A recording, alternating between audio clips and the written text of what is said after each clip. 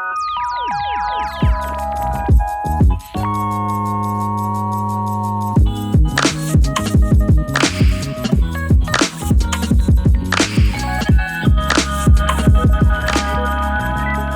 right, let's dive into blue ocean strategy. Sounds good. So it's all about, creating uncontested market space. Right. Kind of like finding that hidden beach instead of battling it out in like a crowded, shark-infested ocean. I like that analogy. Yeah. You mentioned you're fascinated by strategic thinking. Oh, yeah, definitely. Well, we're diving into the expanded edition of the book Blue Ocean Strategy Okay. by W. Chan Kim and Renée Mauborgne to see how you can apply these principles. Looking forward to it. We're going to unpack the core ideas and explore some really intriguing examples from Ford's Model T Okay. to Cirque du Soleil, Wow. and even, wait for it, Nintendo's Wii. Oh, nice. Get ready for some aha moments. Right. Because this stuff is seriously thought-provoking. Yeah, I think what's fascinating about this concept, especially today, is that, all the pressure businesses are facing, globalization, technology, and just the increasing similarity of products and services. Yeah. It's a tough landscape out there. The book actually highlights studies showing that major brands are becoming more and more alike, which leads to price wars and shrinking profits. It's like everyone's fighting over the same shrinking piece of pie. So how do we break free from that? How do we escape the red ocean and find our own blue ocean? Right. Well, the book introduces a framework called the 4 Actions Framework, and it pushes companies to think beyond simply playing the existing game better. Okay. It's about changing the rules of the game entirely. So it's not about like incremental improvements. It's about like challenging the very assumptions of your industry. Exactly. That's a powerful idea. Yeah. So what are these 4 actions? Well, the first action is eliminate. Okay. What factors does your industry take for granted that could be eliminated altogether? That we have reduce. Which factors should be reduced well below the industry standard? So sometimes less is more. Yes. I like that. What about the other 2 actions? The third action is raise. Which factors should be raised well above the industry standard? And finally, we have create. Okay. What new factors could be created that the industry has never even offered before?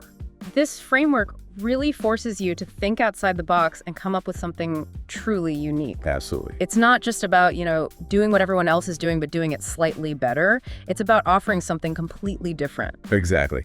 And to help visualize this, the book introduces a tool called the Strategy Canvas. Okay. It's a simple but powerful way to map out your company's strategic profile compared to the competition. So the strategy canvas gives us a clear snapshot of the existing playing field.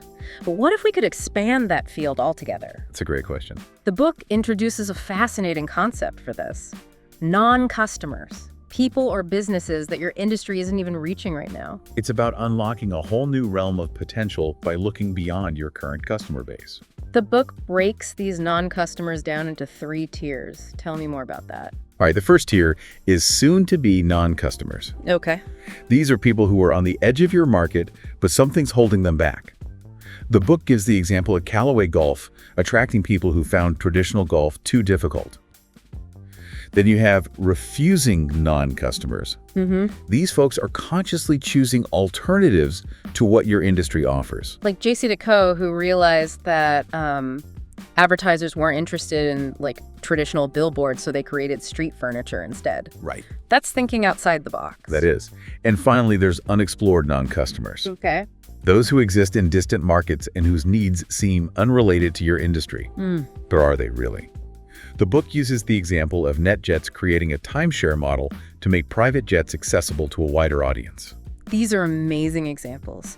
Now, thinking about your own interests and the work you do, are there any non-customers in your domain? Perhaps opportunities you haven't even considered yet? That's a good question. It's a question worth pondering. And while it's great to conceptualize these blue oceans, let's look at some companies that actually managed to create them. Yes. Let's dive into some real-world success stories. The book is full of captivating case studies. One that really stands out is the iconic Ford Model T. Yeah.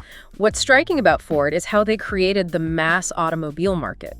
Remember, at the time, cars were a luxury for the elite. Right. But Ford focused on affordability and simplicity, making cars accessible to the everyday person. Yeah, it's like they democratized the automobile. Precisely. And then there's Cirque du Soleil. They completely reinvented the circus experience. Simply a different. Forget clowns and elephants. They blended artistry with sophistication, attracting a whole new audience who had never considered going to the circus before. It was a completely different experience. And let's not forget Nintendo's revolutionary Wii console. Talk about a game changer. By creating an intuitive, motion-controlled experience, they appealed to a much broader demographic than traditional gaming consoles. It wasn't just for hardcore gamers anymore. Those are all excellent examples. They all point to a crucial aspect of blue ocean strategy.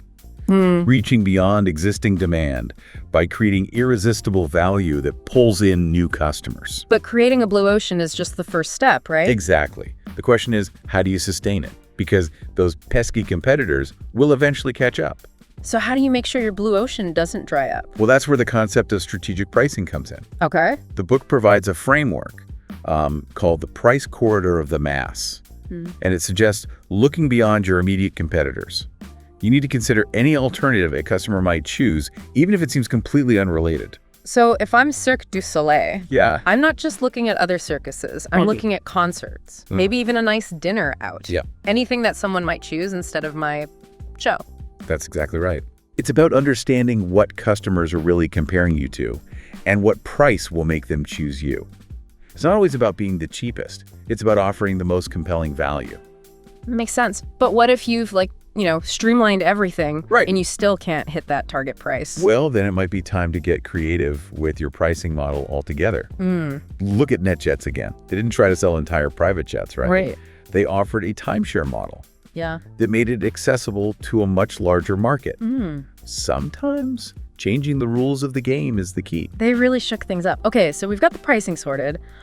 What about making sure everyone's on board with this big shift to a blue ocean? Yeah. I imagine it could, cause some ripples internally. Absolutely. Yeah. Even the most brilliant strategy can fail if you don't have your team, partners, even the public on your side. Right. The book really emphasizes clear communication, Okay. transparency, and something they call fair process. Fair process. That sounds interesting. Tell me more about that. Sure. It's about making people feel heard and included in the decision-making process. Okay. If people understand the why behind the changes and feel like they've had a voice, they're much more likely to support the move to a blue ocean. So it's not just what you decide, but how you decide it. Exactly. It's about building trust and buy-in. Precisely. Yeah. Yeah. Okay, so you've got everyone on board. Now you need to think about how to actually implement these big changes. That's where tipping point leadership comes in, right? Yeah, right. What is that? Is that about finding those influencers, the people who can really get things moving? You got it. The book emphasizes that you don't need to convert everyone in the organization to drive change. Focus on those key individuals, like the kingpins, Okay. who have the influence and the ability to make things happen. So it's about working smarter, not harder, Yeah. when it comes to leading change. Yeah. Makes sense. Now, we talked about sustaining a blue ocean, and I know the book uses Salesforce.com as an example of a company that's doing this really well. Yes. What's their secret? Well, they haven't rested on their laurels. They've kept innovating and evolving, always looking for ways to add value and stay ahead of the curve. Remember, Chatter, their social networking platform for businesses, Yeah. that was a direct response to emerging customer needs. It's like they're constantly expanding their blue ocean, making it deeper and wider. That's a great point. So it's not just about creating a blue ocean. It's Right. about constantly adapting and evolving to stay ahead of the game. That's a great point. It's not a one-time event. Right. It's an ongoing process. Now, we've talked a lot about the business aspects of blue ocean strategy. Right. But the book also highlights the importance of aligning your strategy with your values. Okay. They call this the people proposition. Okay. So it's not just about profits, right?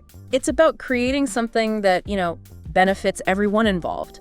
Absolutely. Your customers, your employees, your partners, even society as a whole. That's right. Everyone should feel good about being a part of this journey. Exactly. And when all those pieces are aligned, you have a truly powerful and sustainable strategy. Yeah. The book is a great example of this with Comic Relief, Oh, yeah. the UK charity that organizes Red Nose Day. Oh, I love Red Nose Day. It's such a fun and impactful event. It is. How does Comic Relief exemplify this idea of aligning values with strategy? Well, think about their value proposition. Raising money for great causes in a fun and engaging way. Okay, yeah. Now think about their people proposition. They have a massive army of volunteers who are passionate about their cause. They attract big corporate sponsors who want to be associated with their positive message. Yeah. And they get celebrities to lend their support. Everyone involved feels good about being a part of it. It's a win-win for everyone involved. Right. But what happens when things aren't aligned? When a company's values clash with their strategic goals? Well, that can lead to all sorts of problems, both internally and externally. Yeah. The book uses the example of the Tata Nano, which was initially hailed as the people's car. Oh, yeah. It was supposed to be this incredibly affordable car that would revolutionize transportation in India. Okay. But the low price point, while attractive to consumers, wasn't sustainable from a profitability standpoint. And the company faced criticism for its environmental impact and labor practices. So they had this great idea, but Yeah. they didn't think through all the implications. They didn't. It's like they were so focused on the value proposition that they neglected the profit and people propositions. Exactly. And that's why it's so crucial to consider all three propositions from the outset. Right. To illustrate this even further, the book contrasts the very different fates of Napster and Apple's iTunes. Oh, interesting. Both aimed to revolutionize the music industry, but only one achieved lasting success. That's right. Napster had that fantastic value proposition of free music sharing, but they alienated the record labels. They did. Right. They completely neglected their people proposition, and it cost them dearly. Without those key partnerships, their success was short-lived. Apple, on the other hand, with iTunes, found a way to benefit both consumers and the music industry. And of course, it perfectly complemented their iPod business, Right. creating a pretty powerful profit proposition for Apple. Exactly. That's strategic alignment at its best. It's a great example of how a company can create a win-win-win scenario by aligning its value, profit, and people propositions. Okay, so we've talked about creating blue oceans, sustaining them, and making sure everyone benefits. But how do you even know where to start? How do you identify those blue ocean opportunities in the first place? That's where the real work begins. The book provides a number of tools and frameworks for this, but it all starts with a shift in mindset. It's about looking beyond the existing competitive landscape and asking, what if? What if we could eliminate this industry standard? Okay. What if we could create a new factor that no one's even thought of before? It sounds like it takes a lot of creativity and a willingness to, challenge assumptions. Absolutely. It's about being bold and not being afraid to break the mold. Remember that tool we talked about earlier, the strategy canvas? That can be a great starting point.